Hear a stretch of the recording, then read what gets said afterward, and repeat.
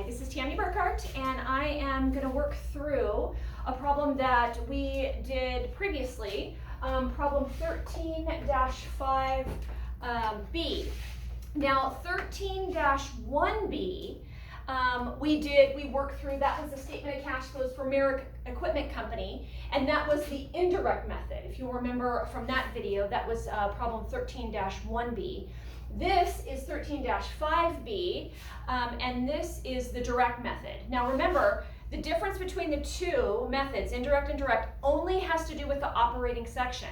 The investing section and the financing activity section are the same as problem 15-1 for Merrick Company. So in this problem, I'm not going to do it. The only thing I'm doing in this video is going through the operating activity section for Merrick Equipment Company using the direct method. So as you can see, it's set up a little bit differently. We do start, of course, with cash flow from operating activities. That's kind of our opening sentence. But instead of starting with net income like we did with the indirect method, we start with cash received from customers. So that cash received from customers, we need to compute. So I've done those computations already on the board here. We need to start with sales revenue. So we didn't have information from the income statement for the first problem for Merrick, but if you look on page 679 and 680, you will see problem 13-5B for Merrick Company. And on page 680, they give you information from the income statement, including things that we'll need to do the direct method, sales revenue being the first. So if you look on the top of page 680, the very first line, it says sales revenue is $2,023,898. So I've put that there, the $2,023,898. Now the next line is going to be either the increase or decrease in accounts receivable. And so we've already done this with the indirect method. We go back to the balance sheet. Accounts receivable is the second line on the balance sheet on page 679. It went from $188,190 to $207,230, an increase in accounts receivable of $19,040. Okay, since that was an increase for this computation, we're going to subtract it. Okay, so we're going to subtract that to arrive at cash received from customers. This is the only adjustment we make for this first computation, cash received from customers. We start with sales revenue, and we do either the increase we would add, or a decrease we would add, an increase we subtract. So we're going to take that $2,004,858, put it right here. That's our very first line under cash flow from operating activities. The second line is going to be cash payments for inventory. So how do we reconcile that? We start with cost of goods sold. Once again, we'll have to go to the book. Looking on the income statement on page 680, you see cost of goods sold is there, $1,245,476. So I've got that down. In addition, we need to do two adjustments to cost of goods sold. One is for inventory. Inventory we found on the balance sheet. Inventory increased by $8,670. So I'm going to add that to the cost of goods sold. And accounts payable also increased. It went up by $11,560. We found that on the balance sheet under the liability section. So once again, we're going to add an increase. We would subtract a decrease, of course. And then here we would subtract an increase on the liability. We would do the opposite. We would add the decrease. So remember, kind of what happens on one side of the equal sign is the opposite on what happens to the other side of the equal sign. So once we do these computations here, we're going to add the increase in inventory. We're going to subtract the increase in accounts payable. And we get cash payments for inventory, $1,242,586. We're going to move that over here into the statement. That's our second line. Okay? The next line is going to be operating activities. We have to make an adjustment for that. So once again, we're going to get in our operating expenses. Now we have to be careful here. Our operating expenses are just the ones we want that we know we paid cash for. So depreciation would be excluded. So here in parentheses, I wrote exclude depreciation. So when you look on page 680, you'll see on the income statement, under operating expenses, they have depreciation expense for $14,790.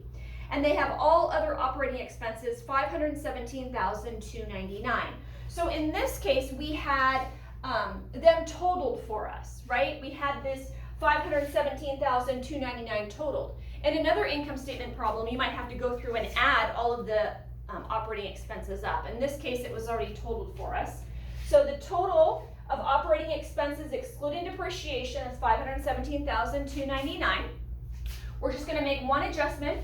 It's going to be the accrued expenses payable. So in this case, there was an increase in accrued expenses payable. So we're going to subtract that increase, right? And then we get cash payments for operating expenses. I'm going to go over that one more time. We're going to start this with operating expenses, but not include depreciation. Then we're going to adjust it by either an increase or decrease in accrued expenses payable. In this case, it was an increase. I found that on the balance sheet. And that amount was $3,740. And so we're going to subtract the increase. You would, of course, add the decrease.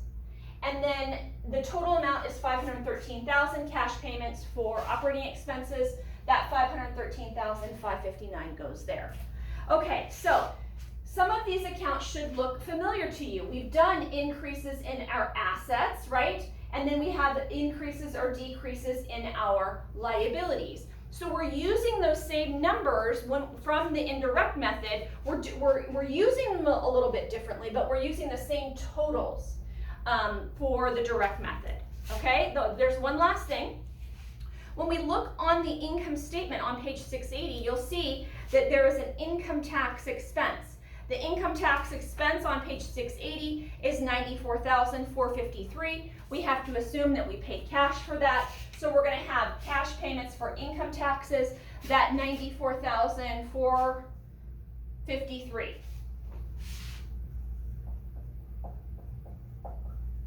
Okay.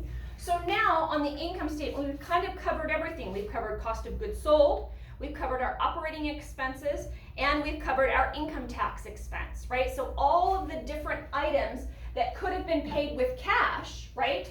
These three here, those all are going to be subtracted. In fact, let's go through and subtract all of these items because these are going to be cash payments for, right? This is cash received, so that's money coming in, so that's going to be added, right? We'll leave it be even though it's unadded.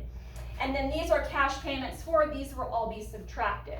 And so the last line is going to be cash flow either used or provided by. So cash flow looks like it's going to be provided by, right? Cash flow from operating activities, yep.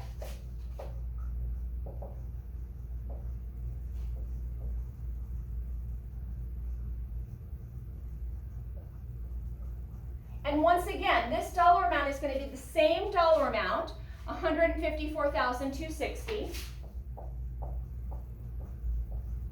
The same dollar amount that we got on problem 13-1B for Merrick. It's the exact same. It's just arriving at it a little bit differently. So once again, this is the statement of cash flows, the direct method for Merrick Company. Thanks a lot.